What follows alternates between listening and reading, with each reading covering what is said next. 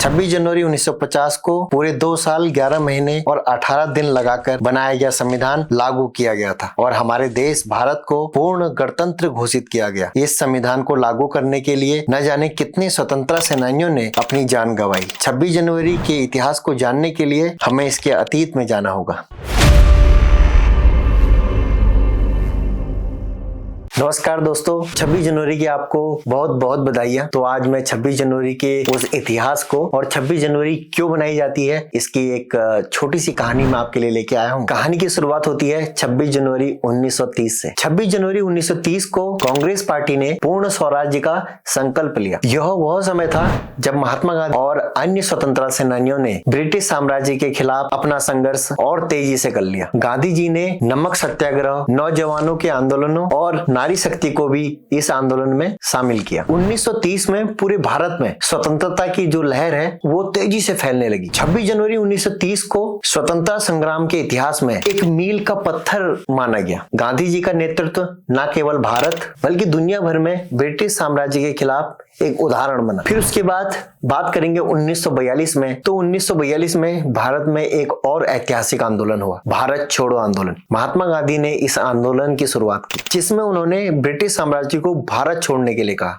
और इस आंदोलन ने ब्रिटिश साम्राज्य को हिला के रख दिया। लाखों लोग जेल गए और कई हमारे स्वतंत्रता सेनानी उस युद्ध में शहीद हो गए। यह आंदोलन उस समय के इतिहास में एक टर्निंग पॉइंट साबित हुआ। तो भारतीय जनता समझ गई थी भारत छोड़ो आंदोलन में महात्मा गांधी जी का साथ दिया जाए, अंग्रेजों को यहाँ से भगा दिया जाए। अब उसके बाद बात करते हैं 1947 की, जब हमारा देश को आजादी मिली। तो 15 अगस्त 1947 को हमारा देश आजाद हुआ। यह भारतीय इतिहास में सबसे बड़ा दिन था जब पंडित जवाहरलाल नेहरू ने दिल्ली लाल किले पर हमारा तिरंगा लहराया और भारत अब स्वतंत्र हो गया है ये दुनिया को दिखाया। लेकिन स्वतंत्रता के साथ साथ देश का बंटवारा हो गया और उस बंटवारे में न जाने कितने लोगों की जान गई, कितने लोग अपने घरों से बेघर हो गए। लेकिन इसके बावजूद भी भारत के लोगों का संघर्ष और बलिदान से भारत आजाद हुआ। तो जब 1947 में हमारा देश आजाद हुआ उसके बाद ब्रिटिश गवर्नमेंट ने यह कहा जब तक आप लोग अपना संविधान नहीं बना लेते हम आपको पूर्ण स्वतंत्रता का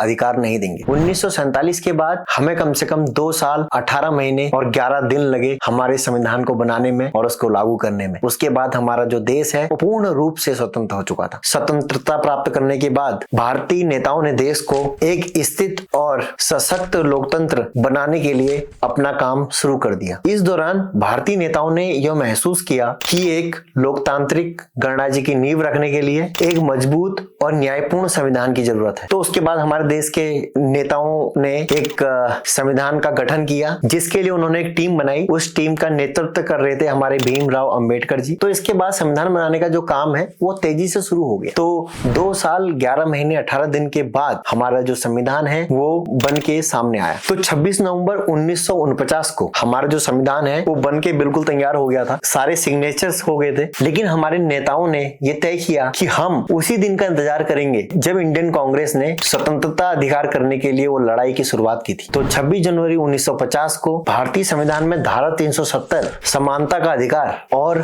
धर्मनिरपेक्षता जैसे महत्वपूर्ण सिद्धांत शामिल किए गए जो भारतीय संविधान की बुनियाद बने। अब बात करेंगे 1950 की। 26 जनवरी 1950 को क्या हुआ? 26 जनवरी 1950 को भारतीय संविधान को लागू कर भारतीय गणराज्य के रूप में उभरा। यह दिन भारत के इतिहास में एक नई शुरुआत थी। यह वह दिन था जब भारत ने अपनी संप्रभुत्ता की घोषणा की और लोकतांत्रिक मूल्यों की शुरुआत हुई। और दिल्ली में पहली बार गणतंत्र दिवस पे 26 जनवरी 1950 को गणतंत्र दिवस परेड का आयोजन हुआ और वही गणतंत्र दिवस के मौके पे हमेशा वहां पे परेड होती है और अभी भी वो चलते हुए ही आ रहा है। हर साल वहां पे परेड होती है दिल्ली पे इंडिया गेट पे, जिसमें भारतीय सेना की ताकत और भारत की सांस्कृतिक विविधताओं का भव्य प्रदर्शन हुआ। इस दिन ने भारतीय नागरिकों को उनके अधिकार और कर्तव्य के प्रति जागरूक किया। भारत के संविधान ने हमें समानता, स्वतंत्रता और भाईचारे का एक संदेश दिया जो आज भी हमारे समाज का आधार है। तो 26 जनवरी 1950 भारत के लिए न केवल स्वतंत्रता का दिन था बल्कि यह दिन लोकतंत्र की ताकत, हमारे संविधान की सम्मान और भारतीय जनता की एकजुटता का प्रतीक बन गया। यह दिन हमें याद दिलाता है कि संघर्ष के बाद ही स्वतंत्रता मिली और सही मार्ग पे चलने से ही गणराज्य का निर्माण होता है। तो आज की मेरी कहानी में सिर्फ इतना ही है और मैं ये बताना चाहता था कि 26 जनवरी आखिर क्यों मनाई जाती है। तो एक बार फिर आपको गणतंत्रता दिवस की बहुत बहुत बधाइयां। आज की मेरी कहानी बस इतनी सी है, आगे भी हमारी कहानियां इसी तरह आती रहेंगी और इसी तरह मेरी वीडियोस देखने के लिए और मेरी नई नई कहानियां देखने के लिए इंतजार करिए संडे 10 बजे।